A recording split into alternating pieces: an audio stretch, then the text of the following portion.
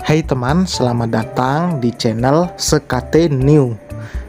Jangan lupa pada teman-teman untuk like, komen, dan subscribe supaya tidak ketinggalan update dari channel ini. Mimin ucapkan terima kasih. Selamat menyaksikan. Mungkin keputusan Zahra untuk hamil sedikit kurang bulat. Umur Azura sudah sampai 1 tahun. Zahra masih belum bisa berkonsultasi pada dokter. Sedangkan Dewangga tak mempermasalahkan apapun.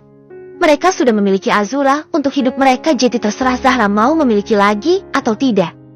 Dan hari ini, Zahra berjalan pelan menuju sebuah ruangan yang menjadi tempatnya meletakkan semua keraguannya. Zahra hari ini pergi ke dokter kandungan untuk melepas kontrasepsi serta berkonsultasi dengan dokter. Selamat siang, Dok. Selamat siang, Zahra. Bagaimana kabarmu? Saya baik. Jeti, bagaimana? Apa ada keluhan kontrasepsimu? Dokter ini yang dulu memasang kontrasepsi untuknya dan akhirnya hari ini dia kemari lagi setelah lama tak datang. Saya ingin melepasnya. Dok, kamu yakin? Suamimu sudah mau memiliki anak? Ya, suami saya yang sekarang memberikan pilihannya pada saya. Oh iya, lalu kamu sudah bercerai dengan suamimu, Tuan Farid? Iya, kamu bercerai sebelum beliau meninggal. Benarkah? Aku turut berduka cita. Terima kasih, dokter. Jadi sekarang kamu sudah membuka lembaran baru. Mau konsultasi untuk kehamilan sekalian? Hanya lepas saja, Dok. Aku masih sedikit takut untuk membahas lebih lanjut. Baiklah, mari kita lepas.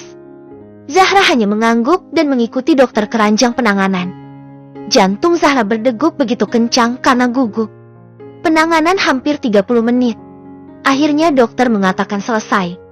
Pelepasan kontrasepsi ini membuat Zahra lemas dan pucat karena ketakutan.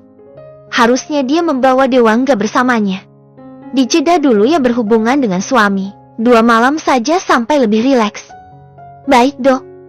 Zahra segera pulang setelah menerima beberapa wejangan dan juga mendapat vitamin untuk program hamilnya walau Zahra tak mengatakan apapun. Zahra menaiki taksi dan pulang ke rumah. Azura pasti sudah mencarinya karena anak itu semakin besar semakin menempel padanya. Zahra hanya diam di dalam taksi, memikirkan banyak hal yang membuatnya lelah tak terhingga. Jika banyak yang berpikir kalau hidupnya semakin baik setelah dengan Dewangga, nyatanya memang iya. Tapi keluarganya, tidak.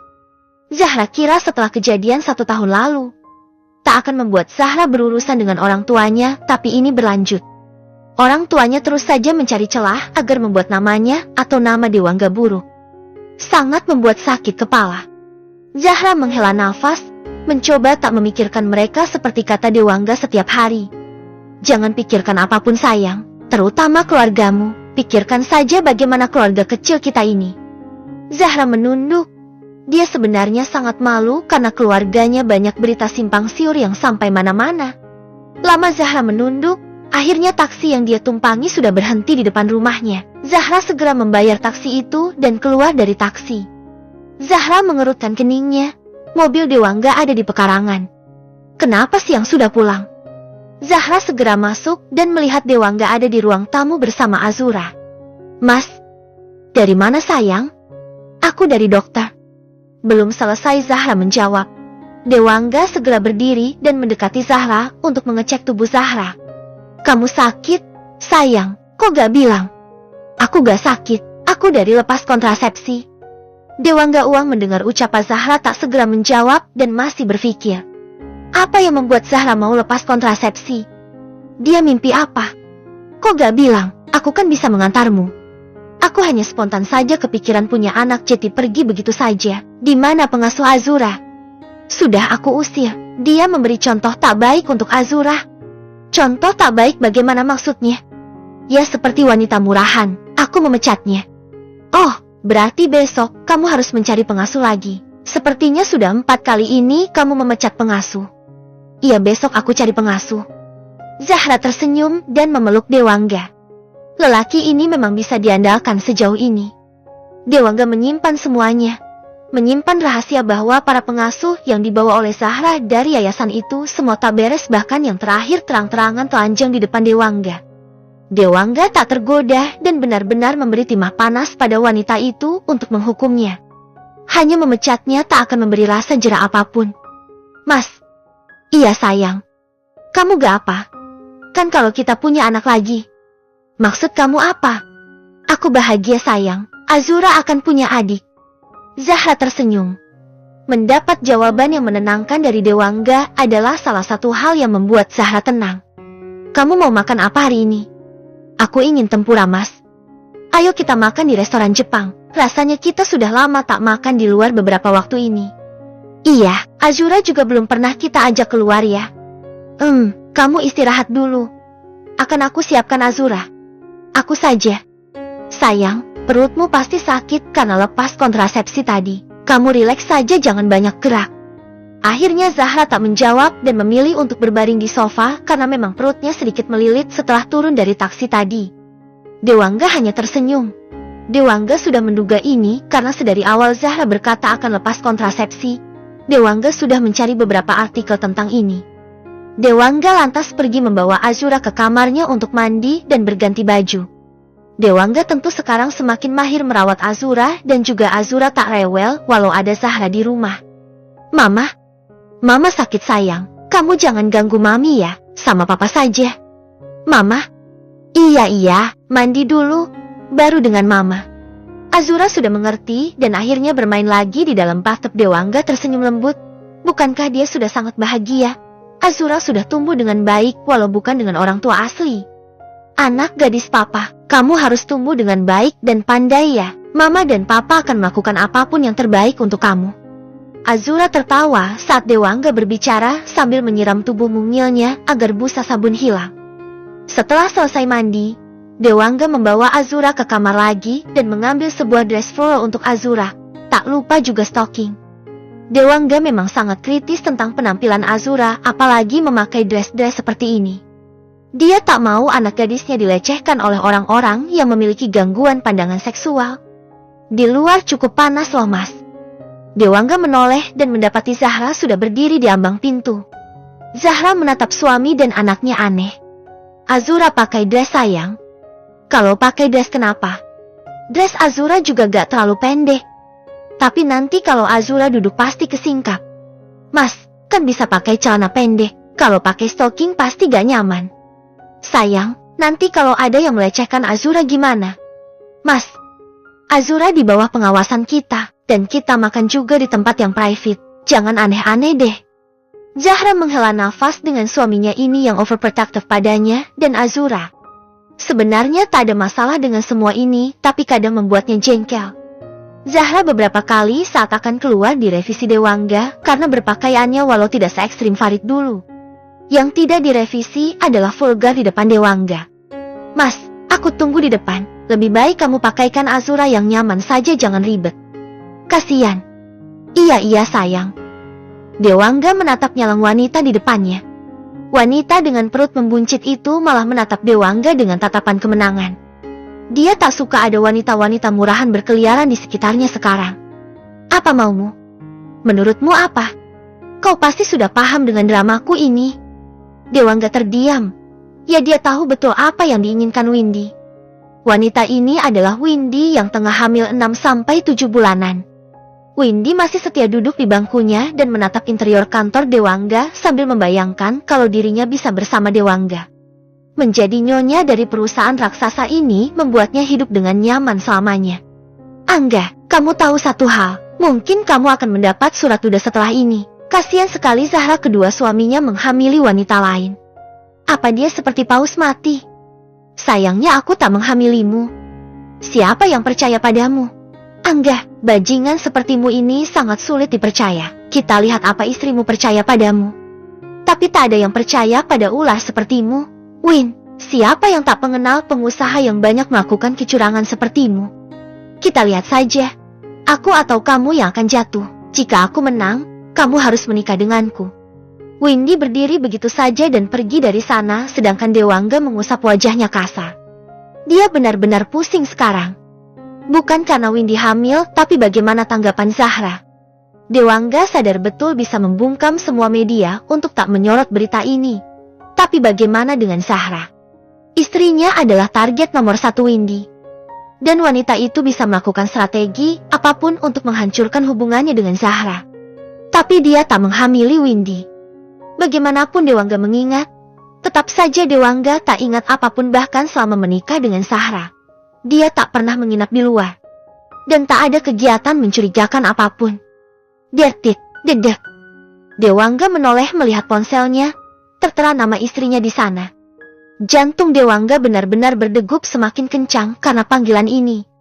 Dengan pelan, Dewangga menjawab panggilan Zahra dan terdengar suara merdu Zahra yang nampak antusias. Mas. Iya sayang, kamu kenapa tumben telepon? Kamu sibuk? Tidak, aku selesai rapat. Ada apa? Bisa pulang cepat. Aku mau bilang sesuatu. Bilang sesuatu apa? Nanti saja, kamu cepat pulang saja mas. Iya mas akan cepat pulang. Tunggu ya. I love you mas. I love you more, sayang. Panggilan itu terputus dan membuat Zahra seakan kehilangan akal sehatnya. Dia harus bagaimana? Apa dia habisi saja Windy agar tak berbicara hal bodoh pada Zahra? Tapi, ini sama dengan membenarkan kata Windy tentang anak di dalam kandungan itu. Tapi dia tak bisa kalau Zahra membencinya. Dewangga menghela nafas dan memilih untuk pulang saja menyerahkan hal-hal yang ada di kantor pada asistennya. Dia tak sabar dengan pembicaraan Zahra. Di sepanjang perjalanan, Dewangga mencari kata yang tepat untuk menyangga semua hal, agar Zahra tetap ada di sampingnya. Dewangga memukul setir mobilnya dan berteriak. Windy ini memang menyebalkan. Seharusnya dia menghabisi Windy sedari dulu saja. Perjalanan 20 menitan hanya untuk memikirkan tentang segala kemungkinan ini. Sampai akhirnya, Dewangga berhenti di pekarangan rumahnya. Dewangga menghela nafas dan segera turun dari mobil setelah merapikan penampilannya. Bagaimanapun Zahra tak boleh melihat penampilan kacaunya. Sayang. Dewangga berjalan masuk sambil memanggil sang istri dan tentu Zahra yang mendengar itu segera berlari kecil dan menubruk Dewangga. Jangan lari-lari nanti kalau jatuh. Mas. Apa? Tadi katanya ada yang mau dibicarakan. Zahra merogoh kantung bajunya dan memberikan sebuah kotak panjang pada Dewangga. Tentu Dewangga begitu terkejut. Ini kotak apa? Dewangga membuka kotak itu dengan jantung berdebar. Bagaimana kalau surat ancaman dari Windy? Tapi setelah dibuka, semakin membuat Dewangga terkejut. Ini. Ya, impregnant. Mata Dewangga membulat. Dia tak menyangka akan mendapat kado seistimewa ini. Ini benar. Kita memiliki anak. Iya, tapi aku belum memeriksa ke dokter. Dewangga memeluk Zahra dengan penuh semangat. Dia begitu senang mendapat kabar ini. Keyakinannya untuk menyingkirkan Windy semakin kuat karena Zahra sedang hamil ini tak akan dia biarkan stres karena wanita gila itu. Besok kita pergi ke dokter ya. Zahra mengangguk antusias. Dia juga begitu senang. Setelah 4 bulan lepas dari kontrasepsi dan akhirnya Zahra hamil. Sedangkan Dewangga begitu cemas saat ini. Dia tak berbuat salah apapun tapi dia takut masalah Windy mempengaruhi kesehatan Zahra dan janinnya. Sayang. Iya mas. Jangan pikirkan apapun ya. Mungkin setelah semua kebahagiaan ini akan ada ujian. Mas ini bicara apa sih? Sebuah pernikahan itu pasti ada ujiannya. Selagi aku dan Mas Dewa benar, aku akan tetap berdiri kuat di kapal ini. Terima kasih sayang. Dewangga kembali memeluk Zahra. Mungkin untuk sekarang hatinya bisa saja sudah lega, tapi entah hari esok. Dewangga mengenal Windy sudah lama dan tahu betul tabiat wanita itu. Dia wanita yang sangat optimis dalam segala hal dan itu juga berlaku untuk sebuah kecurangan. Perusahaan Windy bisa sebesar ini juga banyak kecurangan yang dia lakukan. Dewangga bahkan sampai menggelengkan kepala pada teman sekolahnya itu. Cah, apa kamu pernah bertemu Windy? Tidak, setelah pesta itu aku tak pernah melihatnya. Sayang, kenapa menanyakan Windy? Mas apa yang kamu sembunyikan? Zahra benar-benar penasaran dan perasaannya tak enak. Bagaimana bisa pernikahan baru seumur jagung sudah ada masalah? Windy hamil. Zahra membelalakan matanya, tubuhnya terhuyung ke belakang. Dia benar-benar terkejut. Bukan denganku. Lalu kenapa kamu memberitahuku? Kamu membuatku terkejut. Duduk dulu. Akhirnya Dewangga membawa Zahra duduk di sofa dan pergi mengambilkan minum untuk Zahra. Akhirnya dia memilih untuk bercerita pada Zahra. Ini mungkin akan lebih baik daripada menyembunyikannya. Kenapa mengambil minum? Sambil bercerita nanti kalau haus. Sayang, jangan terkejut. Mas, jangan berbelit-belit.